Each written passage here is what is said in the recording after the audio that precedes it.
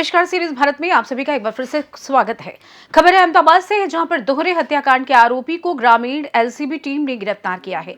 चांगोदर के चाचरवाड़ी वासणा में दो महिला मजदूरों की हत्या कर दी गई थी। सुबह काम पर निकली महिलाओं के शव मिलने के बाद ग्रामीण पुलिस ने हत्या का मामला दर्ज कर रहस्य सुलझाने के लिए टीमें गठित कर दी थी।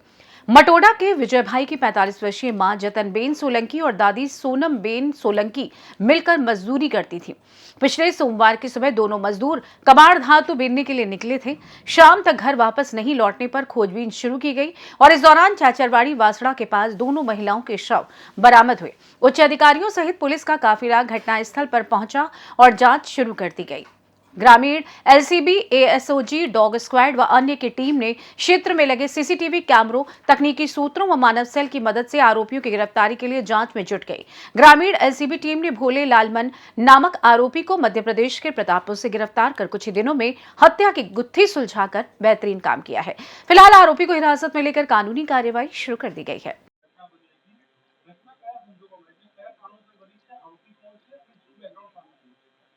आ, 14 એપ્રિલના જે લગભગ સવાર 10 વાગ્યાથી બપોર 1 વાગ્યાને વચ્ચે એક બનાવ બન્યો હતો. એ બનાવમાં બે લેડીઝ જેમનું નામ સોનબેન અને જતનબેન છે. એ બંને દેરાણી જેઠાણી છે અને એ મટોડા ગામના છે અને કચરો બીનવાનું કામ કરતા હતા બંને. એ બંનેની જે અમે સાંજે લગભગ માહિતી મળી 10 વાગ્યા और એની લાશ મળી હતી. એ બંનેની લાશમાં એને મોઢા ઉપર જે ગંભીર ઇજાઓ હતી और પછી એમને તમામ એની જે ફોરેન્સિક પીએમ કરાવવામાં આવી હતી और એની બ્લન્ટ ઇન્જરીથી મોત થઈ હતી એવું અમે સામે આવ્યું હતું. આ જે મર્ડર હતો આ મર્ડર એક અમારે માટે એક બ્લાઇન્ડ મર્ડર હતું. એને ડિટેક્ટ કરવા માટે અમારી લગભગ 70 લોકોની એક ટીમ છે, એલસીબી, એસઓજી અને ચાંગોદર પોલીસ સ્ટેશનની અને ડીવાયએસપી સાણંદની ટીમ, એ 4 ટીમો જુદી જુદી ટીમો લગાવવામાં આવી હતી. और આ ટીમો અહીંયા નજીકના વિસ્તારમાં લગભગ 150 સીસીટીવી કેમેરા ચેક કર્યા, લગભગ 50થી વધારે લોકોને પૂછપરછ કરી હતી અને આ અહીંયા જે નજીકની જેટલી પણ કંપનીઓ છે તમામ કંપનીઓના સિક્યોરિટી ગાર્ડ, અહીંયાના જે લેબર જે છે એ લેબરના બારેમાં પૂછપરછ કરવા પછી અમે ટેકનિકલ અને હ્યુમન સોર્સથી ખબર પડી કે જો આજે આરોપી જે છે એ આરોપી એક પરપ્રાંતીય થઈ શકે છે અને એના આધારે અમે એક એમપીમાં ટીમ મોકલી હતી और આ ટીમ ત્યાંથી જો એને સતનાથી જો એને ઘરેથી જો પકડીને લાવી. આ એલસીબીના ટેકનિકલ એનાલિસિસના આધારે એમને ગોતવામાં આવ્યો હતો और આ જે આરોપી જે છે આરોપી અહીંયા એક કંપનીમાં નવકાર કરીને કંપની છે અહીંયા હેલ્પર રીતે કામ કરતો હતો. આરોપીની પૂછપરછમાં ખબર પડી કે જે આજે એના મર્ડર કરવાનો જે કારણ જે હતો એનો એ જે જતનબેન છે એને પહેલા એનાથી સેક્સ્યુઅલી ડિમાન્ડ કરી હતી. એને પછી જે બીજા જે સોનબેન છે જે 75 યર ઓલ્ડ છે એને સેક્સ્યુઅલી અસોલ્ટ કરવામાં આવી હતી और સેક્સ્યુઅલી અસોલ્ટ કરીને એને બ્લન્ટ જે ઇન્જરીથી જે એને બંનેને મોત નિપજાવી હતી.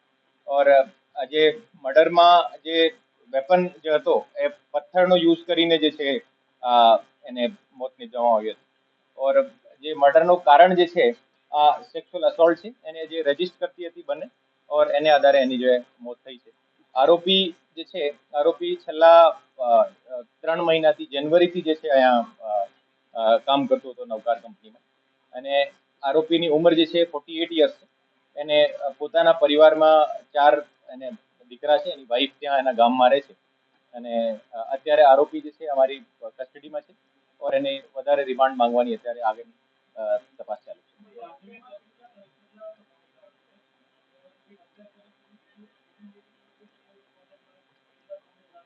આ જે બંને જે હત્યાઓ છે એને લગભગ 15 થી 20 મિનિટથી વધારે એમાં ગેપ નથી. એને બંને લાશ છે એક જ જગ્યાએ મળી હતી.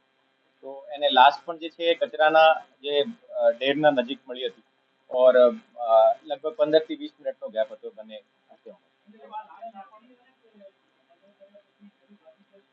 મર્ડર કરીને જે દસડીને જે લાશ છુપાવી હતી એને બંનેની લાશ જે જાળીમાં અને પાણીના નજીક છુપાવી હતી.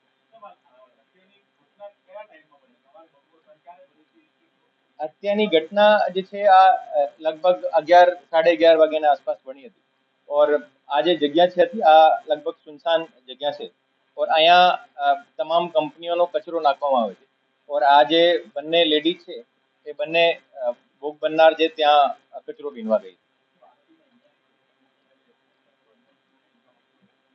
એનો અત્યારે ગુજરાતમાં એને વિરુદ્ધ કોઈ ગુના દાખલ નથી એને મધ્યપ્રદેશમાં એની વિરુદ્ધ ગુના છે કે કેમ અમે અત્યારે એની પૂછપરછ અને તજવીજ અત્યારે ચાલુ છે अहमदाबाद से सी न्यूज संवाददाता यज्ञेश गोस्वामी की रिपोर्ट।